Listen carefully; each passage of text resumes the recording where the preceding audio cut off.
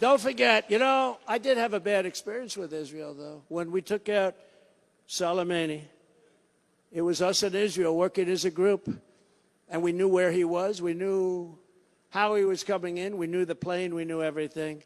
We worked on it for weeks, for months, actually, but we worked on it for weeks. And the night before, no, I don't think this has ever been told. They'll say, oh, it's classified information. Well, maybe it is, but I don't think so. The night before this happened, and by the way, Biden's got a lot of problem with those documents. He's moving them to China. Iran attacked me out of nowhere! America needs to go to war for me! Some of you may die, but it's a sacrifice I am willing to make. I don't want my children to die for Israel. Stop crying. Their lives were promised to my people 2,000 years ago. I don't want my children to die for Israel.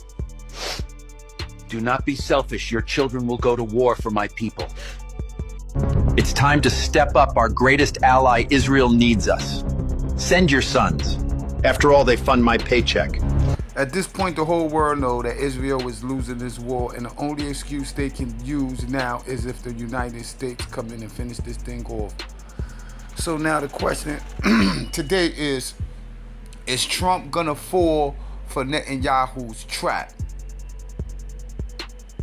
Because these two got history, and it's not nice history, so Trump know how Netanyahu is. But Trump is using strategies that people don't understand. So when you hear Trump saying those statements about how he's part of the attacks, Trump don't have no knowledge of what BIBI is doing and when it was gonna attack. He didn't know none of that. He's pretending he is because he don't like the fact that Netanyahu stole the show. Right now, the whole world is supposed to only be talking about Trump. They don't supposed to be talking about Netanyahu. When you hear Trump make statements like, we have control of Iranian skies, he's saying that to hope that Iran attack U.S. soldiers, and then he can legitimately be involved with this war, because Trump can't press no buttons. The Democrats will impeach him as soon as he attack Israel. As soon as he attack Iran, the Democrats will impeach him. Because unless the U.S. is attacked, we can't attack no foreign country. That's in our law. That's in the Constitution. So all those statements you hear in Trump making about assassinating the supreme leader and all that, it's all that. Those is traps for Iran, so Iran can target U.S. bases in the region, in some of the other Arab countries, and then now the U.S. can go full blown attack on Iran, and he can bail out Netanyahu. And he's not doing it for Netanyahu.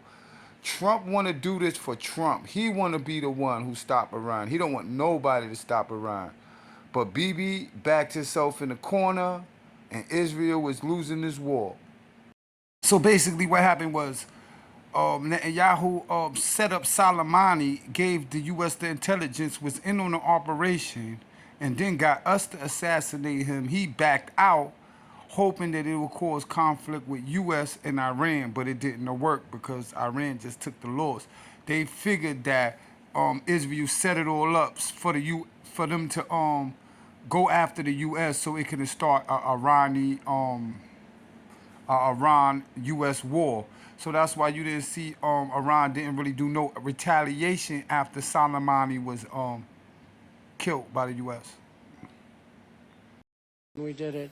But I'll never forget that Bibi Netanyahu let us down. That was a very terrible thing, I will say. What's going on? So when I see sometimes the intelligence, you talk about the intelligence, or you talk about some of the things that went wrong over the last week, they've got to straighten it out, because they're fighting potentially a very big force. They're fighting potentially Iran.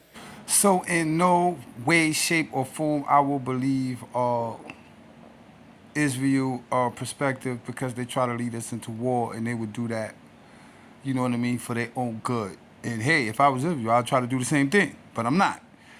I don't got nothing against Israel or nothing like that. I just hope Trump come up with a great solution that prevents war.